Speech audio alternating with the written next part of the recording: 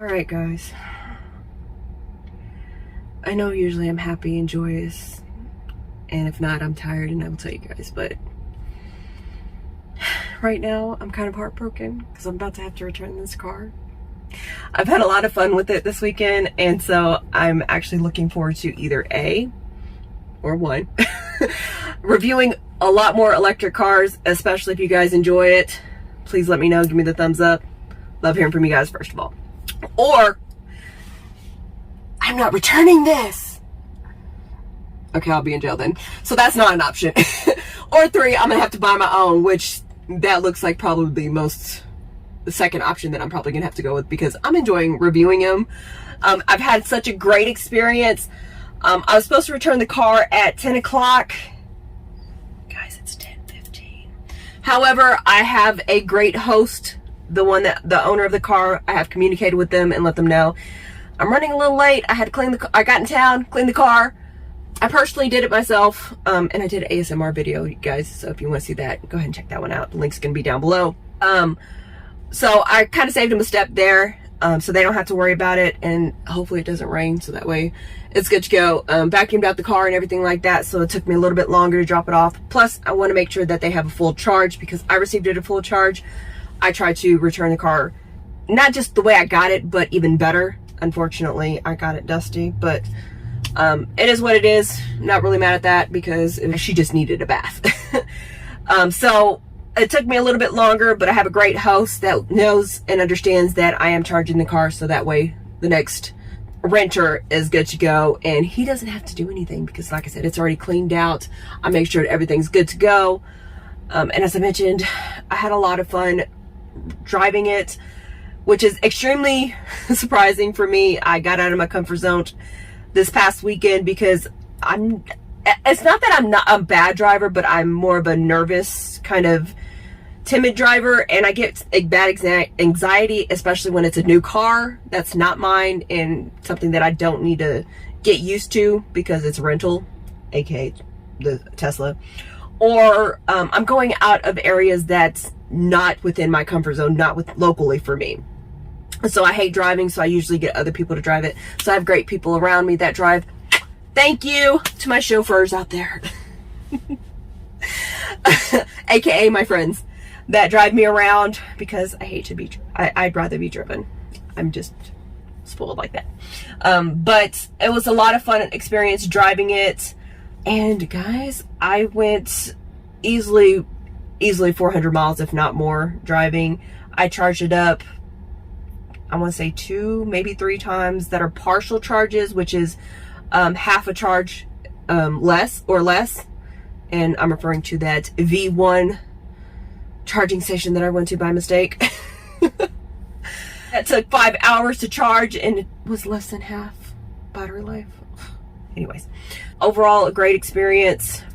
The charging, the only thing that was a bit of a downside was having to charge it and that wait time. But considering how much gas I'm saving, I think the most I may have spent maybe was $20 per charge.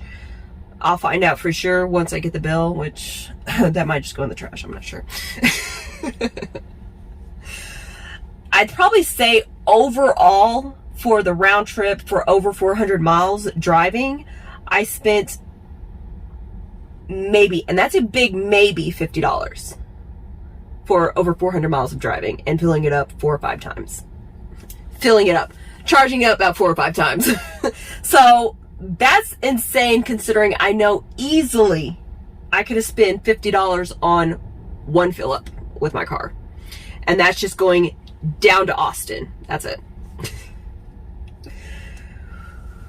Oh, that hurt my pocket just talking about that. I don't know about you guys, but yeah, gas prices, they are getting insane. So I may start looking into investing into a electric vehicle, which give and take, I know that a lot of people are like, well, it's going to cost a lot more to buy an electric car, you know, return about $60,000, $70,000 versus a $40,000 to $50,000 car. But keep in mind the money that you're going to be saving with gas, you're going to be able to use that towards your car payment. And then once your car's paid off, all you got to do is pay at least roughly $20 to charge up your car and continue going. And then plus, you know, like as I showed you with the settings, you can set it up so you can have it automatically turn on and warm up in the winter and cool you off in the summer. So you can, with leather seats in Texas, you need this car to be as cold as possible whenever you step in, because otherwise your cheeks and your thighs, especially ladies that wear shorts, they're gonna be hot.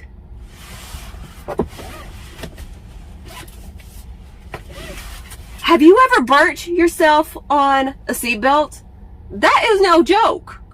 I'm surprised I do not have any burn marks on my arms from the seatbelt. I dread the summer right now. Unless I'm in the pool, then I'm happy. So overall, as I mentioned, a great experience. It has definitely been eye-opening. I was kind of on the fence on whether my next vehicle would be an EV or a regular gas car, or even a hybrid. The only hybrid that I've been in was a Prius. This is my my third EV that I've been in, my first EV that I've driven. The first two EVs that I rode in was the Ford Lightning. And guys, it was indoors at a car show. Indoors, driving. Okay, I wasn't driving, but I was being driven. And I will say, first of all, that experience was extremely insane. The pickup that the EV had, the Lightning had, was insane. I felt like I was on a roller coaster, no exaggeration at all. The speed that it had, and then that sudden stop that it had, I wish I would have taken video of it. But and then also, I was indoors in a car that was being driven. It was really mind-blowing and an extremely great experience that I went on the car show. I do have a little bit of footage, but unfortunately I was not able to drive, so I did not do any footage of just being, you know, driven in the vehicle. But like I said, it was an insane experience. And then the second one was the Kia EV6, which was really nice. Again, a great experience being driven in it, because they wouldn't let me drive. It has nothing to do with my driving skills, I promise, because they wouldn't let anybody drive. With the except unless you were, you know, obviously working the so it wasn't me personally. It wasn't an attack towards me. They would have let me drive the outdoor cars but not the indoors, probably because it's indoors and it's more controlled. But that's the point. And yes, you did have to sign waivers regardless, just to be driven in it, which I think is kind of fun. I'm like, I don't have any control over it, they do, and I'm signing away my waivers. I'm waiving away my rights. No, I'm not. Okay, anyways. So this is my third EV that I've been in, and like I said, my first driving is a great experience. I can't speak highly enough. As I mentioned, I was on the fence on how I feel about them.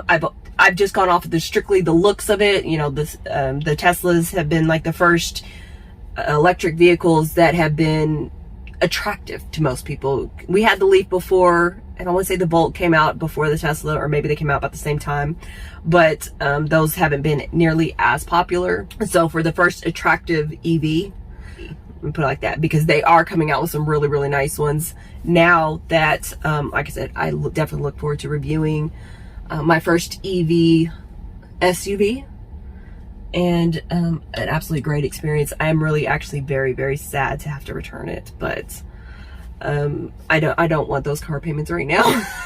So in the meantime, I'm gonna save up for one, because my Ruby girl is working just fine. I have no complaints about it other than the gas, but I don't really go anyplace, so I'm okay with it. If you're on the fence about trying an EV or buying one and you want to kind of test it out, I would definitely suggest renting one. At least that way you can get the feel of it, and know whether you like it or not, especially with the Tesla, because there's no car dealership that you can go to test drive one at all. The main drawback that I had, and this is no fault of the car itself, it's just the rental policy, is with the key. And it's just the fact that this is the only key that I had. So if I forget to lock the car, I have to walk all the way back to the car. I don't have the fob to it. Or if, as I experienced being downtown Austin, having to do the parallel parking on the side, I can't unlock the car on the driver's side. So like I mentioned, that's one of the downsides of it. But great experience, with both the car and Turo. I can't go wrong with each. Yeah, so I think I've covered everything. This is about to be my last time touching this Tesla car and saying goodbye to it.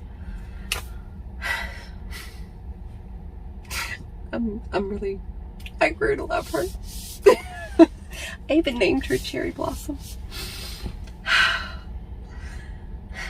So you guys say bye to Cherry Blossom.